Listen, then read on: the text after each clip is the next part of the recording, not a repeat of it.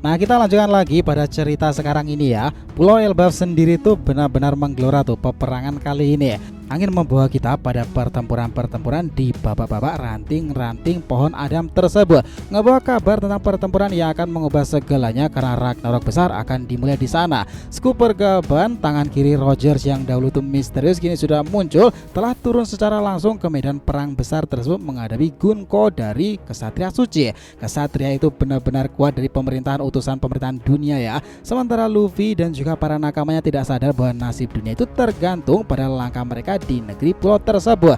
Di balik layar sendiri, Imu sendiri, sang penguasa abadi dari era dunia pertama, mulai menggerakkan bidak-bidak caturnya. Perang besar yang diramakan sejak zaman Joy Boy tak lagi bisa untuk dihindari. Di Marijoa Nakama, topi jerami raksasa itu berguncang di sana, memancarkan sisa-sisa keinginan Joy Boy yang seakan-akan merespon kebangkitan Dewa Matahari Nika. Pasukan revolusioner bergerak secara diam-diam. Dragon menyusun strategi terakhir, sementara Sang mengawasi semuanya dengan mata penuh pertimbangan. Siapa yang berdiri di puncak ketika debu perang itu sudah usai? Satu hal yang pasti, era ketiga ini akan berakhir dengan ledakan besar dari perang suci Ragnarok. Nah, kalian penasaran tentang ini? Selamat datang teman-teman, kita akan bahas alur cerita prediksi ini dengan Mimin di sini, Joy Boy The Library of Nika. Let's go, kita mulai ceritanya.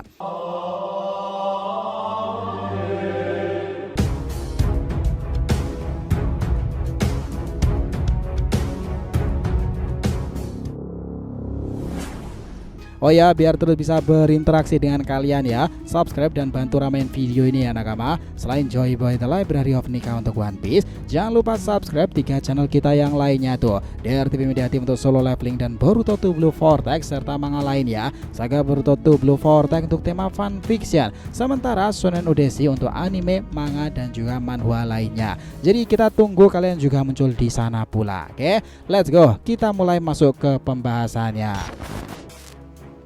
Nah, chapter terbaru ini langsung tancap gas saja nih dengan kemunculan Skuper Gaban di dekat sekolahan Walrus itu. Situasi kian makin kacau nih. Setelah membersihkan monster-monster di hutan bersama Dory dan juga Brogy sendiri, akhirnya karakter-karakter legendaris itu melangkah ke panggung utama. Dia muncul tepat waktu untuk menyelamatkan Kowloon itu dari cengkraman Gunko, kesatria suci wanita itu. Tetapi menariknya, saat pertarungan dengan Gunko berlangsung, Gaban berhasil melukai lawan tersebut. Sesuatu yang jarang terjadi karena kemampuan generasi kesatria suci itu mengesankan loh. Rupanya Gaban punya pengalaman masa lalu bertarung melawan kesatria suci di Pulau God Valley. Dari situ dia tahu betul kelemahan teknik regenerasi mereka.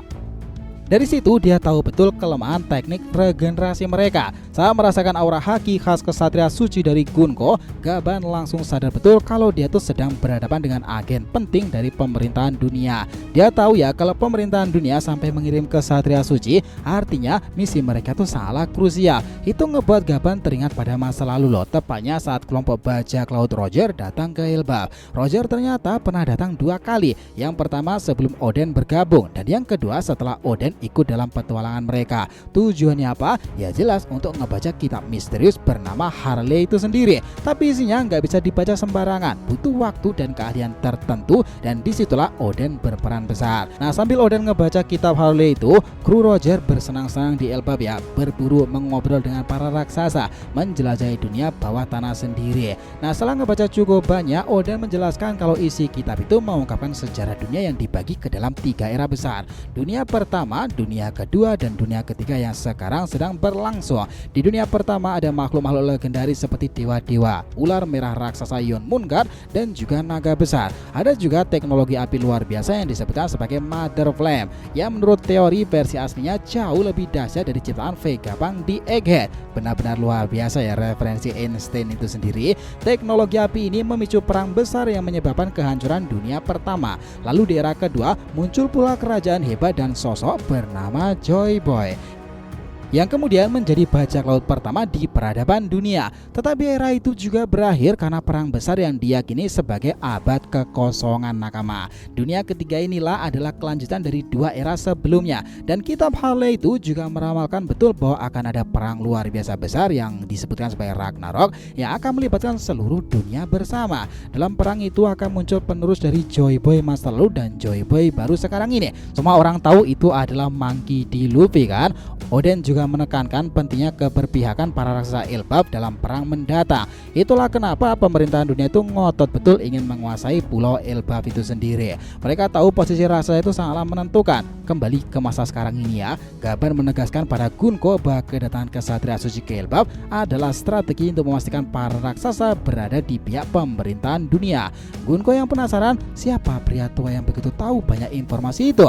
Tetapi di sana Gaban itu cuma menjawab dengan santainya, dia hanyalah menteri cinta, seperti yang pernah dia bilang ke Luffy dan Roronoa sebelumnya. Tetapi di balik kata-kata yang jenaka tersebut, Gaban sadar betul bahwa peristiwa besar sedang bergulir sesuai takdir tersebut.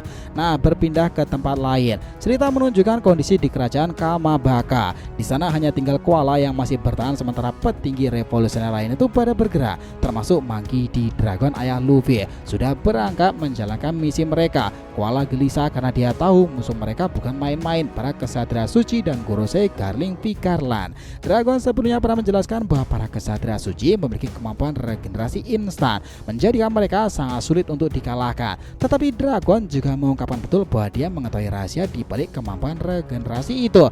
Meski sayangnya ya, rahasia ini belum diungkapkan kepada pembaca sendiri dan itu masih menjadi misteri besarnya. Koala hanya bisa berharap rekan-rekannya selamat dan misi mereka berhasil, karena tujuannya jelas itu bukanlah main-main, menggulingkan para Tenryubito dan mengakhiri era tirani pemerintahan dunia. Di sisi lain, nakama cerita beralih ke Marijua sendiri, tempat Im Sama kembali muncul di ruangan beku misterius itu, ruang yang menampung jerami besar topi tersebut yang diyakini punya kaitannya dengan Joy Boy. Im Sama dengan penuh tekad dan amarah itu bersumpah betul akan menyelesaikan perang besar yang akan datang, bahkan jika harus ngebasmi siapapun yang menghalangi. Era abad kekosongan itu masih berlanjut cuy. Dan dari setelah kita menyadari ya, semua potongan cerita ini sedang membentuk gambaran besar tentang konflik terbesar pula yang akan menguncang seluruh dataran dunia. Elbaf, Mother Flame, Joy Boy, regenerasi kesatria suci, rahasia kitab Harley, dan juga informasi masa lalu abad kekosongan semuanya menjadi satu. Masih pula kemunculan tokoh-tokoh legendaris yang akan ada di Elbaf kan. Rock di Sebek juga kembali dikait-kaitkan. Semua mengarah pada satu titik perang akhir yang akan menentukan nasib dunia baru, dan semuanya bermula dari negeri raksasa Elbaf. Itu bakalan menarik sih. Karena itulah cuy, epilog ending kedepannya bakalan lebih seru lagi jika seperti ini. Di tengah langit Elbaf yang mulai meredup itu, secara perlahan membalik ke halaman terakhirnya. Para raksasa tak lagi hanya sebagai legenda saja, tetapi penentu arah zaman sendiri. Api yang dulu dikobarkan oleh Joy Boy kini menyala kembali dalam diri Monkey D. Luffy loh, ngebakar batasan lama dan membuka jalan menuju perang besar yang tak bisa dihindari. Dunia lama mulai runtuh. Mereka bersembunyi di balik nama Tuhan sendiri atau God sendiri sebutannya. Artinya akan merasakan perlawanan sejati dari generasi yang tak lagi takut pada takdirnya. Era supernova benar-benar mengesankan. Im sama Gorosei, kekuatan tua yang selama ini menggenggam dunia dari bawah sendiri itu menuju atas ya. Mereka harusnya waspada karena kebenaran tak bisa selamanya untuk dikubur. Perang terakhir belum dimulai tetapi langkahnya sudah terdengar riuh di sana. Di antara debu dan darah, satu nama akan berdiri di atas semuanya, bukan sebagai raja bajak laut semata tetapi sebagai simbol kebebasan terakhirnya. Sang dewa matahari, Sun God of Nika teman-teman. Luffy akan berperan besar di saga Elbafnya. Jadi kalau mau disimpulkan pada satu cerita penggambaran menarik ini nakama, cerita itu menggambarkan pertempuran besar yang tak hanya melibatkan kekuatan fisik tetapi juga warisan sejarah masa lalu, kehendak bebas nikah dan takdir yang telah tertulis sejak era dunia pertama. Gaban dengan pengetahuan dan pengalamannya menjadi simbol perlawanan terhadap kekuasaan absolut pemerintahan pusat. Sementara Luffy sebagai penerus Joy Boy tanpa sadar memikul beban untuk mengubah dunia. Keberpihakan Elbaf, rahasia regenerasi Gorosei dan kebangkitan Im Sama makin mempertegas betul bahwa perang ini bukan sekedar konflik kekuasaan semata, melainkan pertarungan untuk menentukan masa depan seluruh peradaban dunia baru. Pada akhirnya nakama, semua pihak terhubung oleh benang takdir yang sama. Monkey D. Luffy harus menghadapi warisan dari Joy Boy. Im Sama bertekad mempertahankan dominasinya. Dunia menunggu seorang pahlawan yang mampu memutuskan rantai sejarah yang terulang itu kan. Apakah kemenangan akan dicapai dengan kekuatan, kebijaksanaan sendiri, atau sekedar tawa yang menggemaskan kebebasan? Nah, di sanalah cerita para raksasa Elbaf akan memulai babak terserunya dan menjadi informasi penting dalam penggambaran kisah dunia baru nakama. Kalian sendiri bagaimana? Tertarik untuk menantikan cerita ke depannya nanti? Ya, ke depan bakalan lebih seru lagi nakama. Jadi itulah tadi ya pembahasan kita mengenai apa yang terjadi pada kisah One Piece ke depannya. Terima kasih banyak telah menonton cerita ini sampai akhir. Jika kalian punya pendapat, langsung aja komentar di bawah nih dan kita akan usahakan respon, oke? Sampai jumpa di video selanjutnya nakama, dan Joy Boy Sang Nika telah kembali ke peradaban One Piece.